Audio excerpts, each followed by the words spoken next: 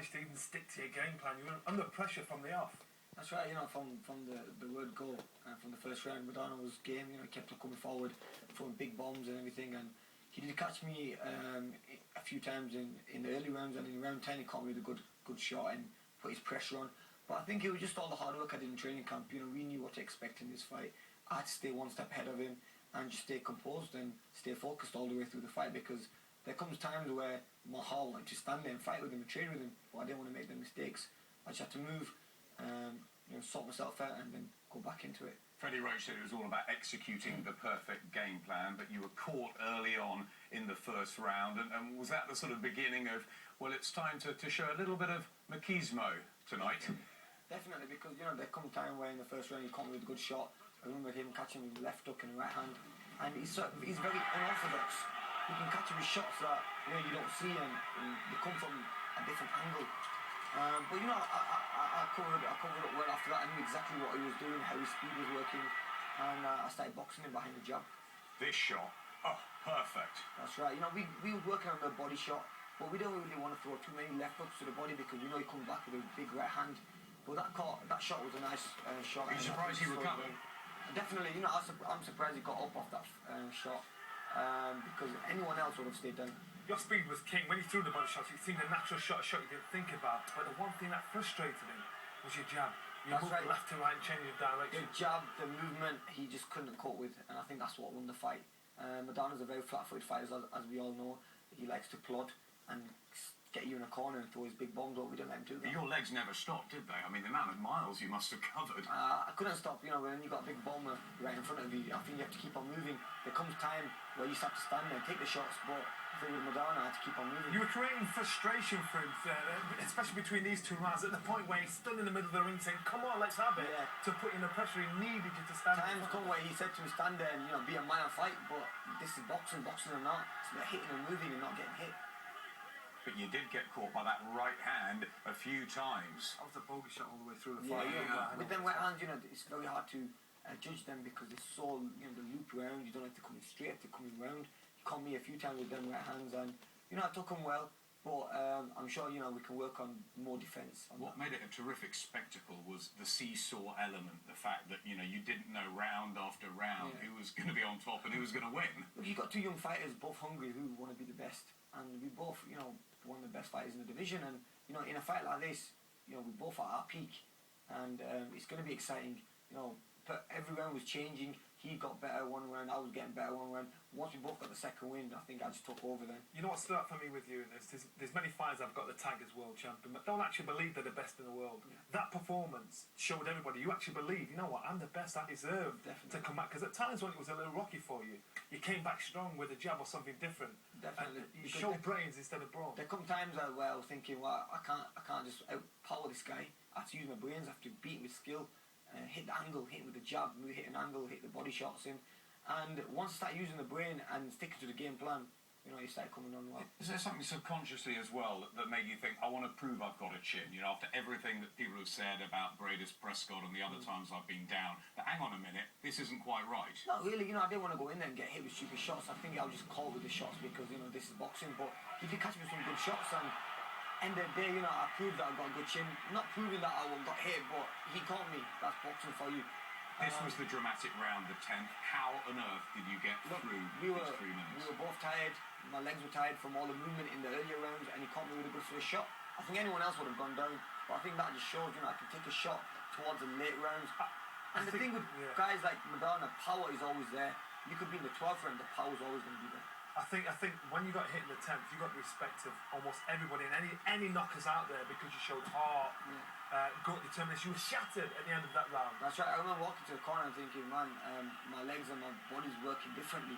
I better sort myself out. But once I got into that corner and they put that cold towel over my head, I was back to normal again. Because Freddie Roach was thinking at that point of maybe pulling you out. I mean, he had that sort of decision to make. He let you get back in.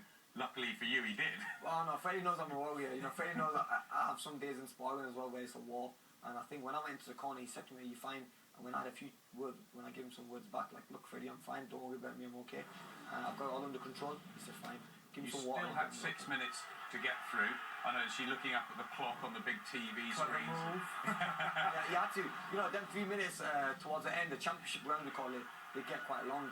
And the 3 minutes at that time were very long. Tam did well in the last minute and a half. Then you started to pat with the jab, rat-a-tat-tat, and that drove him crazy because he thought, where have you got this energy from? Exactly. You know, he got frustrated in this fight, and I think he's never been frustrated in any fight because his power takes over.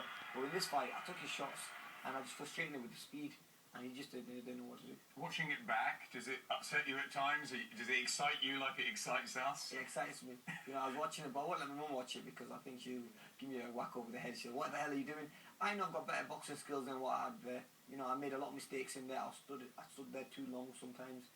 I took a lot more shots, but you know, in a way, I think I had to stand there at times because to slow Maidana down, because this guy would just keep on walking me down. You know, he would have walked me down all the way. So I had to stand there at times and take the shots on my arms. But in saying that, you're saying, I know I've got better boxing skills. You boxed a guy that nobody wanted to fight. Out of 29 wins, he's knocked 27 of them out. So he was the best you could possibly box. That's right. And you're saying there's more for you to come. There's a lot more big fights out there for me. But, you know, Maidana's a good boxer. He's got a good boxing brain. I don't know if you guys know, but as an amateur, he got to the quarterfinals in the World Championships.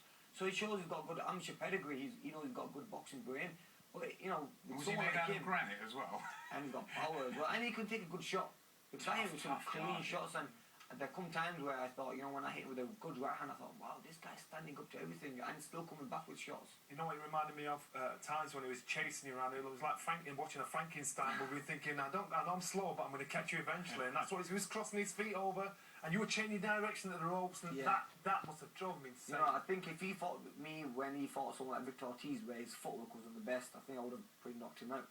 But you could see he was cutting the ring, making shots, wasn't moving too much, always in front of me. And I think that one made the fight quite tough. And a real launching pad, and the press back home, absolutely superb on Monday. You know, all the papers were covered, and it's so many journalists out there. And have you caught any of these? I got a few. You know, I was flying home on the Monday, and I saw some articles and stuff. And the media's been brilliant. You know, and I want to thank the British media because you know they flew all the way to Vegas.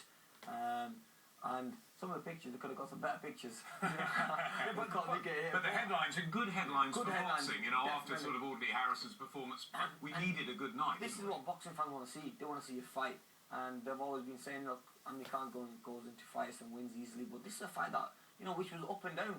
And we didn't know how it was going to go. It was nice to get everybody out there to watch it because usually, well, for a while, the media haven't actually done that. They've not all gone out to support the fight and write the story. It probably got it down the line, but this time we got the support of everybody. We had the support from everyone. I remember the press conference, I was speaking to Oscar, and Oscar said, I can't believe how much press have turned up. It was like when Floyd Mayweather and Ricky Hatton fought. You know, that's how much press have flown out around the world. And this is a big fight. And it got me a little bit nervous, but it got me more excited because I knew this is a big fight. You didn't seem nervous all week in America. You seemed to be absolutely lapping up the attention because it felt like you really were the star of the show. Yeah, you know, I remember all the training I've done in the past, and I was in the best condition I could ever be in. I was very calm, had my family around me, and it was just nice to have my family around me. That just keeps me calm as well. But like I said, I knew I'd done all the training. Everyone was really good. I felt in good shape, and all it was just waiting for the fight. And Oscar De La Hoya and Richard Schaefer seem to be getting so excited about what they can do with you, how they can market you in 2011. They think you're the sort of full package. Yeah, you know, end of the day, you got Oscar who's been there and done it. And if I can do half as what he's done in his career, you know, I'll be a happy guy. So you're training in just the shorts, which shows you make the weight very, very easy, very strong. Yeah. Give us the old Ironman pause. There it is. Yeah, you know, I was a pound or two over then, but yeah, you know, I make the weight easier now than I've ever made it. I don't do much weights. I do all good conditioning. I didn't get a chance to have my birthday cake though, you know, so I wasn't making weight that easy. Yeah, I have to get Oscar back for that, putting that cake on my nose as well. But no, you know, we had fun there, and like I said, making weight and everything. I'm more professional about everything. And looking back now, 3 years ago, I was making a lot of mistakes. You know, the fight itself, in the time of the fight, you thought it was going a certain way, but watching it, did you get any different impression? Oh, definitely. You know, when I was caught with shots in the fight, I thought, okay, I've been caught with a shot, recompose myself, you know, go back to normal, stick to the game plan, get my jab out. But after watching it on TV, I thought, wow, I got hit with a good shot there. Oh, I got hit again, and I got hit again. And I thought, wow, you know, if I was a viewer watching that fight, I would have been like, oh, how's this fight going? You know,